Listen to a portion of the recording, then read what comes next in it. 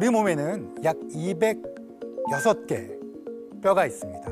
서양인의 경우 갈비뼈가 한 쌍 더 있는 사람도 있고 다양한 변이가 있을 수도 있어 사실 그 개수에 대해서는 확정할 수는 없습니다. 이 장에서는 오스테오칼신이라는 뼈에서 생산되고 있는 호르몬을 소개하고 있는데요. 이 호르몬은 운동이 어떻게 치매를 예방하는지에 대한 답을 찾으려는 노력의 과정에서 발견되었습니다. 운동을 많이 하게 되면 뼈가 튼튼해지고 튼튼한 뼈는 오스테오칼신을 더 많이 생산합니다. 오스테오칼신이 기억 유지에 작용을 해서 치매를 예방하는 데 도움이 되는 것입니다. 그 밖에도 오스테오칼신은 혈당 조절, 남성의 생식력 증진, 기분 조절에 이르기까지 아주 많은 중요한 조절 활동에 관여하는 호르몬으로 알려져 있습니다. 우리는 뼈를 불활성 뼈대라고 생각하는 경향이 있지만 뼈도 살아있는 조직이다. 근육과 마찬가지로 운동을 하고 쓰면 쓸수록 더 커진다. 뼈도 살아있는 조직이라 쓰면 쓸수록 더 커집니다. 뼈를 현미경으로 관찰하게 되면 활동하는 세포들이 복잡하게 배열되어 있습니다. 책에서는 테니스 선수를 예시로 들었는데요. 테니스 선수가 라켓을 휘두르는 팔은 다른 팔보다 뼈가 30%까지 굵어지기도 한다고 이야기합니다. 더욱 놀라운 점은 뼈가 다시 자라서 틈새를 채운다는 것인데요. 심지어 다리에서 뼈를 30cm 잘라낸 뒤 틀로 고정시키고 늘리는 기구를 대면 뼈는 다시 자라서 이어붙을 수 있는데요. 몸에서 이런 기관은 뼈밖에 없습니다. 저자의 말처럼 뼈는 정말 놀라울 정도로 역동적인 몸의 부분입니다. 이 책에 나오지는 않지만 여러분께 들려드리고 싶은 뼈 이야기가 있는데요. 바로 광대뼈입니다. 우리의 머리는 22개의 뼈로 이루어져 있습니다. 여기 머리 위쪽에 8개의 널찍한 뼈와 눈, 코, 입 부분에 있는 14개의 비교적 작은 얼굴뼈가 총 22개가 구성되어 있어서 우리 머리를 이루고 있죠. 그런데 광대뼈는 눈 바깥쪽을 이루고 있는 뼈 중에 하나인데요. 눈을 보호하는 역할도 하고요. 우리가 음식을 먹을 때 사용하는 식기 근육인 저작근이 작용하는 곳이기도 합니다. 그래서 광대뼈의 역할은 눈웃음 칠 때도 엉엉 울 때도 맛있는 음식을 먹을 때도 관여를 하는 중요한 뼈입니다. 그런데 가끔 어떤 분들은 광대뼈가 강한 인상을 주고 촌스럽다며 없어졌으면 한다고 하는데 우리의 광대뼈는 정말 중요한 역할을 하는 뼈라는 점, 그리고 사실 우리 몸에 약 206개의 모뼈 모두 각자의 역할을 충실히 하고 있는 오래된 진화의 산물이라는 점을 아신다면 자신의 몸과 얼굴에 자신감을 가지고 조금은 달라져 보일 수도 있으리라 봅니다. 여러분, 전 세계 사망 원인 1위가 뭐라 생각하시나요? 심장 얘기를 하고 있어 예상은 하셨겠지만 맞습니다. 심장질환입니다. 우리가 잘 알고 있는 엘비스 프레슬리, 원조 슈퍼맨인 영화배우 크리스토퍼 리브, 많은 유명인들이 허혈성 심장질환에 속하는 심근경색증으로 사망했습니다. 저자의 말에 의하면 모든 발전이 이루어져 왔음에도 불구하고 1900년대보다 지금이 심장병으로 사망할 확률이 70%가 높다고 말합니다. 면역학자 마이클 킨치는 이렇게 썼다. 심장병은 해마다 암, 독감, 폐렴, 사고에 따른 사망자들을 더한 것만큼의 목숨을 앗아간다. 미국인 3명 중 1명은 심장병으로 사망하며 해마다 150만 명 이상이 심근경색이나 뇌졸중에 걸린다. 사실 우리나라 사망 원인 1위는 통계청 발표에 따르면 암입니다만 암이라는 것이 폐암, 간암, 대장암, 위암, 췌장암, 유방암 등 여러 개의 암이 합쳐진 용어이기 때문에 우리나라도 허혈성 심장질환 중 심근경색증 빈도가 아주 높다고 볼 수 있습니다. 제가 부검을 할 때도 가장 많이 나오는 게 심장질환입니다. 심근경색증과 같은 허혈성 심장질환은 중년 이상에서 발생한 것으로 알고 계시는데요. 젊은 사람에게도 사망 원인으로 나타나기도 합니다. 제가 부검한 사례에서도 공무원 입시 준비로 스트레스를 많이 받아 갑자기 쓰러졌고 부검을 통해서 급성 심근경색증이 확인된 적도 있습니다. 20대 아이를 두고 있는 저로서는 남일 같지 않아서 마음이 울적하고 답답했던 경험이 생각나네요. 이렇듯 흔한 질환인 심근경색증에 대해 저자는 책에서 쉽고 자세히 설명하고 있습니다. 우리는 대개 혼동하여 사용하지만 심근경색, 하트 어택과 심장정지, 카디악 어레스트는 사실 다른 것이다.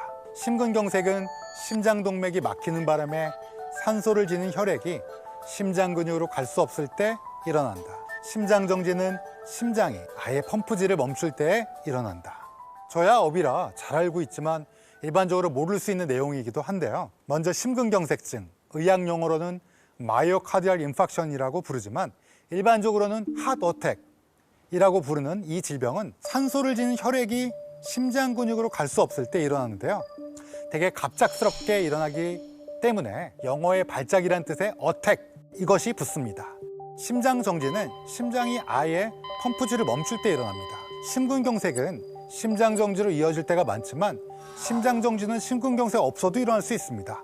그리고 치료법이 다를 수 있기 때문에 의학적으로 이 둘을 구별하는 것이 매우 중요합니다.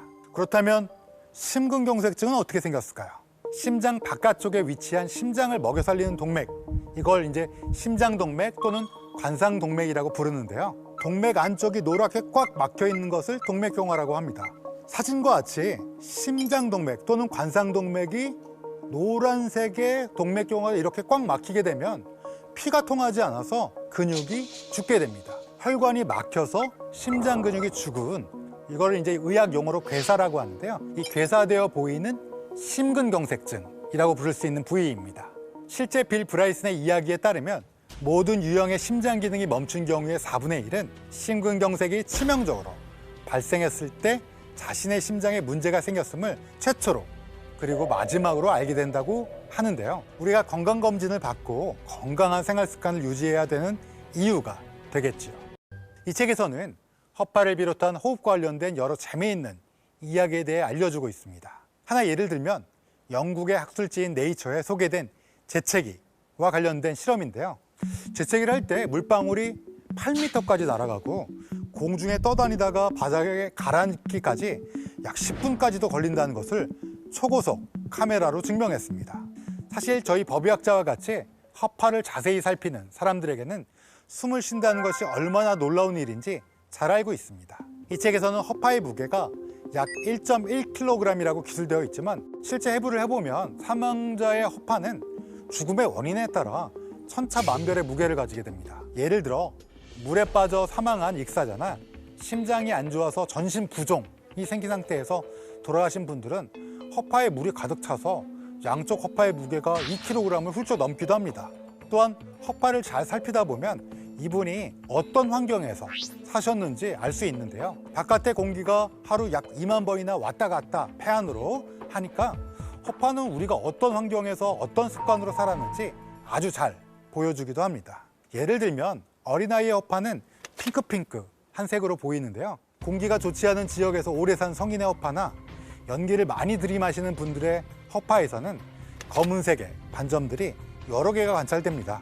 담배를 많이 피신 분들은 허파 부위에 공기방울 같이 생긴 폐기종이 많이 보이고요. 또 어렸을 때 허파 질환을 앓았는데 제때 치료받지 못한 분들은 기관지가 넓어지면서 주변에 염증이 동반되는 기관지 확장증이라는 것도 관찰됩니다. 허파의 질병들 중에서 언급할 가치가 있는 너무나 흔한 것이 하나 더 있다. 우리에게 미치는 영향이 크기 때문만이 아니라 원인을 인정하기까지 유달리 오래 걸렸기 때문이기도 하다. 바로 흡연과 폐암이다. 이 책에서 저는 담배와 폐암과의 관계가 밝혀지는 과정이 정말 흥미로웠습니다. 1940년대 말까지만 해도 담배가 폐암의 원인이라는 사실은 많은 저명한 의학자들이 인정하지 않았습니다. 워싱턴 대학교 흉부외과 의사이자 교수인 에바츠 앰브로즈 그레이엄도 담배가 폐암의 원인이 아니라고 생각해서 자신의 학생에게 연구를 시켰지요. 부정하려는 목적으로요. 심지어 그는 당시 흡연자가 늘어나는 기간에 나일론 스타킹 판매도 늘고 인기가 끌었으니까 스타킹이 폐암의 원인이 될 수도 있지 않냐라는 황당한 주장을 펼쳤다고 전해집니다. 그런데 놀랍게도 연구가 진행되면서 담배와 폐암 사이에 결정적인 관계가 있음이 나타나자 이를 인정하고 골초였던 그레이엄은 담배를 끊었습니다. 하지만 안타깝게도 그는 너무 늦게 끊어서 논문을 발표한 지 7년 뒤 폐암으로 사망했습니다. 이후에도 많은 논쟁이 있었지만 점차 미국의 성인 흡연자 비율은 1940년대 약 80%에서 현재 약 14%까지 떨어졌지만 빈곤층의 약 3분의 1에서는 여전히 흡연이 지속된다는 점을 빌 브라이스는 지적하고 있습니다. 최근 우리나라 성인 흡연율은 보건복지부 국민건강영양조사에 의하면 21.5%로 10년 전에 비해 줄었지만 우리나라의 암으로 인한 사망 원인 중 1위가 여전히 폐암입니다. 제가 부검할 때 보면 폐암이 발견되는 경우가 자주 있는데요. 그만큼 사망하기 전까지는 모르는 경우가 많다는 겁니다. 특히 경제적으로 어려운 분들에게서 종종 보여지는데요. 우리가 이에 대해 더 신경 써야 될 점이 분명히 있어 보입니다. 20세기에 들어서면서 우리의 뇌에 대한 연구가 활발히 일어났습니다. 각 뇌의 부위가 어떤 역할을 하는지에 대해 많은 과학자들의 노력으로 일부라도 알게 되었는데요. 우리는 우리 뇌의 10%만 사용한다라는 말을 들어보신 적 있으실 텐데요. 루시라는 영화에서도 뇌를 전부 활용하게 되면 마치 초능력을 발휘할 수 있는 것처럼 묘사됩니다. 그런데 이 책에서는 실제 우리는 뇌를 아주 분별 있게 사용하지 않을지는 몰라도 이런 저런 식으로 뇌의 모든 영역을 골고루 쓴다고 말합니다. 흥미로운 점은 10대 청소년의 뇌 회로가 약 80%만 완성된 상태라는 점입니다. 신경학 교수인 프랜시스 젠슨이 하버드 매거진이라는 학술지에 10대의 뇌는 그저 덜 성숙한 어른의 뇌가 아니다 라고 기재했는데요. 10대 때는 쾌락과 관련이 있는 암내 영역인 측좌핵이라는 것이 최대 크기로 자랍니다. 그리고 같은 시기에 몸에 쾌감을 전달하는 신경 전달 물질인 도파민을 인생 그 어느 시기보다도 더 많이 생산합니다. 그래서 우리가 10대에 더 격렬하게 감정을 느끼는 이유가 되는 것입니다. 시청하고 계신 청소년을 둔 부모님들은 왜 우리 아이가 도대체 사춘기 때 그렇게 감정의 너울이 심하고 격정적인지 조금은 이해하실 수 있을 것입니다. 그런데 의학의 발달로 뇌에 대한 이해도가 높아지면서 정말 어처구니 없는 치료법도 나타났습니다.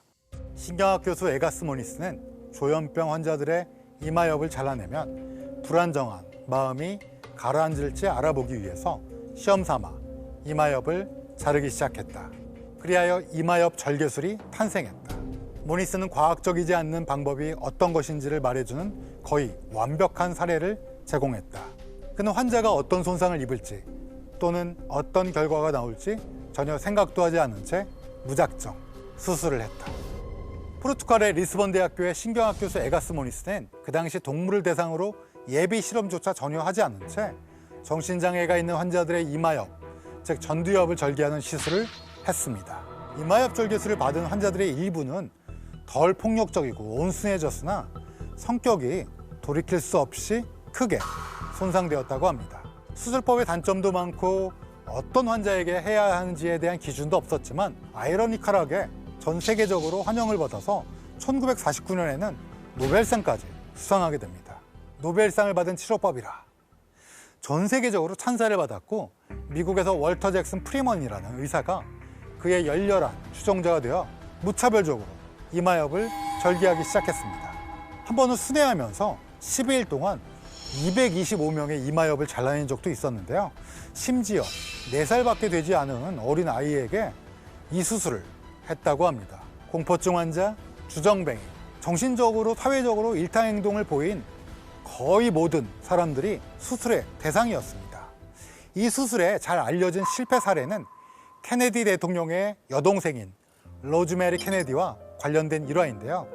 책에 따르면 활기차고 매력적인 여성이었지만 때로 고집이 좀 심하게 부리고 기분이 오락가락하는 양상을 보였다고 합니다. 이 때문에 그녀의 아버지는 가족들과 상의도 하지 않은 채 이마엽 절개술을 의뢰했고 결국 실패했습니다. 그 후 그녀는 64년간 말도 하지 못하고 실금을 하는 등 파괴된 삶을 살게 되었다고 합니다. 무차별적으로 시행된 이 시술은 지금 우리들이 보면 공포영화의 한 장면 같습니다. 참고로 이 수술을 본 뉴욕 대학교의 신경학자가 기절을 할 정도로 충격적인 면이 있었습니다. 차마 여러분께 지금 말씀드리기는 어려울 것 같고요. 이 책을 통해 확인하시기 바랍니다. 이 책에 따르면 미국 남성의 평균 수명이 1900년에는 46세였지만 20세기 말에는 74세로 늘어났다고 합니다. 미국 여성은 48세에서 80세로 더 크게 늘어났습니다.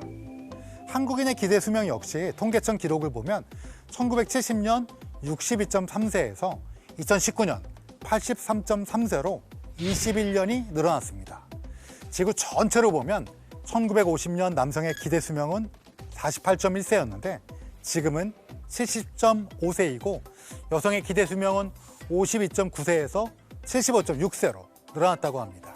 이렇게 수명이 늘은 이유로 영유아 사망의 획기적 감소, 항생제의 개발과 활용, 백신의 발명, 위생 수준과 전반적인 생활 환경의 개선 등이 작용하였다고 기술되고 있습니다. 인류는 우리 자신의 웰빙을 위해 역사적으로 끊임없이 많은 노력을 기울여 현재를 만들어낸 것이겠죠.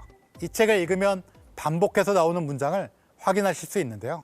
아직 모른다 라는 문장입니다. 이렇게 방대한 지식이 쌓였음에도 우리는 아직 우리 몸에 대해 모르는 것이 훨씬 많고 아직도 많은 의학자와 과학자들이 조금 더 알기 위해 실험하고 연구하고 있습니다. 우리는 평생 이 몸에 의지하여 살아가는데 우리 몸이 어떻게 작용하는지, 이 안에서 어떤 일이 벌어지고 있는지 모르면 제대로 활용을 할 수 없겠죠.